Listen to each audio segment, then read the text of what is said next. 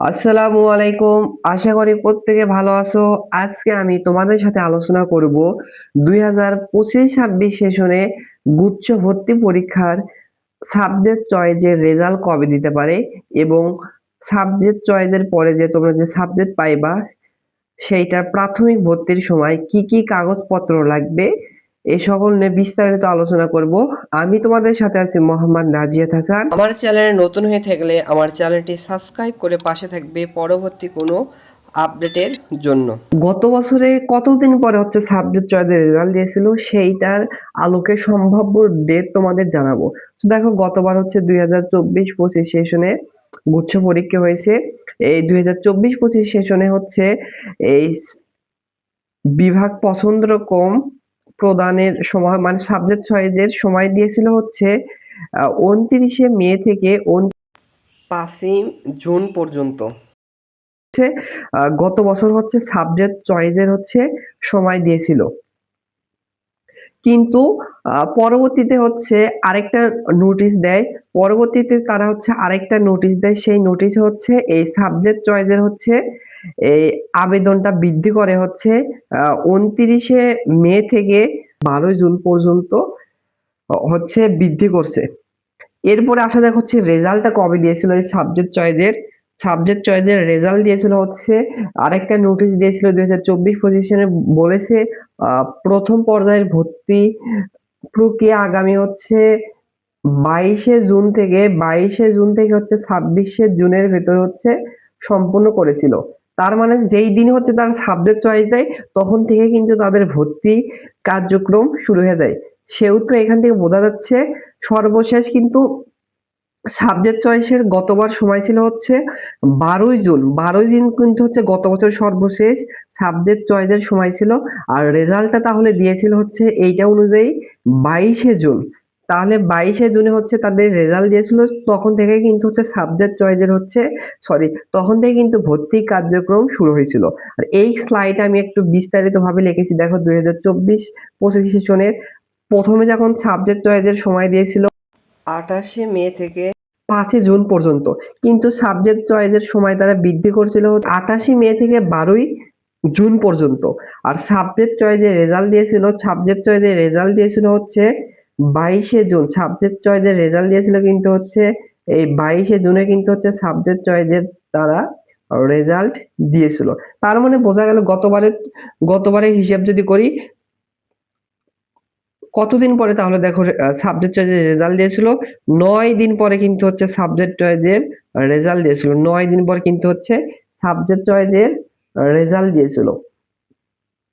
তাহলে এইবারে একটু আসা যাক এই বছরের ক্ষেত্রে যদি আমরা একটু হিসাব করি। এই 2025-26 সেশনের সাবজেক্ট চয়েসের সময় দিয়েছিল, দেখো আমি হচ্ছে ওয়েবসাইট থেকে তোমাদের দেখাই।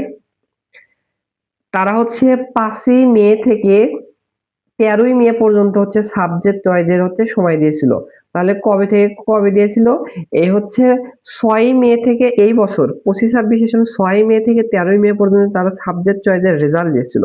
এরপরে দেখো গতবার কিন্তু হচ্ছে সাবজেক্ট চয়েসের সময় আরো বাড়াইছিল। এইবার কি বাড়াবে এই সম্পর্কে এখনই কিন্তু অফিসিয়াল হচ্ছে, দেখো এই ক্ষেত্রে এইবার কিন্তু অফিসিয়াল কিন্তু হচ্ছে এখনো নোটিশ দেয়নি। আজকে হচ্ছে আজকে হচ্ছে আজকে হচ্ছে দেখো 14ই মে। গতকাল কিন্তু হচ্ছে সাবজেক্ট চয়েসের সময় শেষ হয়েছে। সো এখনো কিন্তু সাবজেক্ট চয়েসের রেজাল্ট দেয়নি। সম্ভাব্য আমার যা মনে হচ্ছে এবার হচ্ছে এই সাবজেক্ট চয়েসের সময়সূচি বাড়াতে পারে। কারণ দেখো এইখানে দেখো আমি এগুলো হচ্ছে সাবজেক্ট চয়েস দিয়েছি নির্দিষ্ট সময়ের ভেতর। আর এরপরে দেখো এখানে আছে আপডেট সাবজেক্ট চয়েস, মানে এখান থেকে তুমি এখনো সাবজেক্ট চয়েস পরিবর্তন করতে পারো, আপডেট করতে পারো। নরমালি যখন সময় শেষ হয়ে যাবে তখন কিন্তু পরিবর্তন করা যাবে না বা কেউ সাবজেক্ট চয়েসও দিতে পারবে না। সো এখান থেকে বোঝা যাচ্ছে যে এইবারও হচ্ছে সাবজেক্ট চয়েসের সময়সূচি বাড়তে পারে। এটা শিওর না, বাড়তেও পারে বা ওই এই সময়ের ভেতরেই শেষ হয়ে যেতে পারে। এবার তাহলে মূল আলোচনায় আসা দেখা হচ্ছে কবে তাহলে হচ্ছে 2025-26 সেশনের সাবজেক্ট চয়েসের হচ্ছে রেজাল্ট দিতে পারে। সো আমার মতে এই সাবজেক্ট চয়েসের রেজাল্টটা দেবে হচ্ছে 7 থেকে 9 দিনের ভেতর দেওয়ার চান্স আছে।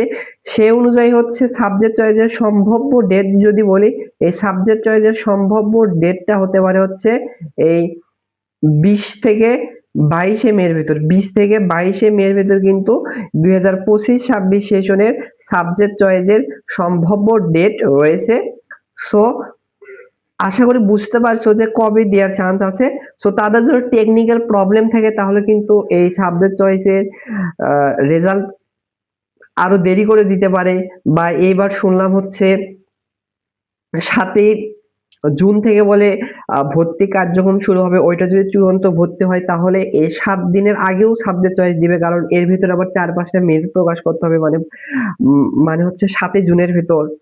সো এখন তাদের ব্যাপার, তারা যদি হচ্ছে সবকিছু টেকনিক্যাল সবকিছু যদি ঠিক থাকে, সবাইকে যদি ভালোভাবে সাবজেক্টের রেজাল্ট দিতে পারে, তাহলে আশা করা যাচ্ছে 7 দিন থেকে বা 9 দিন বা এর কম হতে পারে, 7 দিনের ভেতরে তারা হচ্ছে এই সাবজেক্ট চয়েসের রেজাল্ট দিবে। আশা করি বুঝতে পারছো। এইবার মূল আলোচনা এসে যাক হচ্ছে যারা সাবজেক্ট পাইবা, প্রথমে যারা সাবজেক্ট পাইবা তাদের হচ্ছে প্রাথমিক ভর্তির জন্য কি কি করণীয় আছে বা কি কি কাগজ লাগবে, এবার এই সম্পর্কে আমি তোমাদের সাথে আলোচনা করব।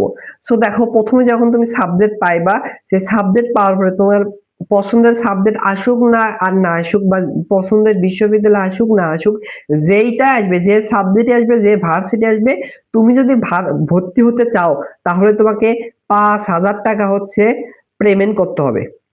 তার পরবর্তীতে মাইগ্রেশন থাকবে, তোমার হচ্ছে রেজাল্ট অনুযায়ী, মাইগ্রেশন অনুযায়ী হচ্ছে তোমার পছন্দের সাবজেক্টে পেতে পারো। তাহলে 5,000 টাকা তোমাকে পেমেন্ট করতে হবে। পেমেন্ট করলে হচ্ছে একটা পেমেন্ট স্লিপ পাবে, ওইটা তোমাকে ডাউনলোড করে মানে প্রিন্ট করে নিতে হবে। এরপর তোমাদের আরো যে কাগজপত্র লাগবে, এসএসসি এবং এইচএসসির মূল মার্কশিট বা ট্রান্সক্রিপ্ট যাকে বলা হয়, মূল মার্কশিট, এটা কিন্তু অনলাইন থেকে পাবা না, এটা কিন্তু তোমাদের স্কুল এবং কলেজ থেকে একটা বোর্ড থেকে সরাসরি দেয়, ওইখান থেকে কিন্তু পাবা। কি লাগবে? এসএসসি এবং এইচএসসির মূল মার্কশিট।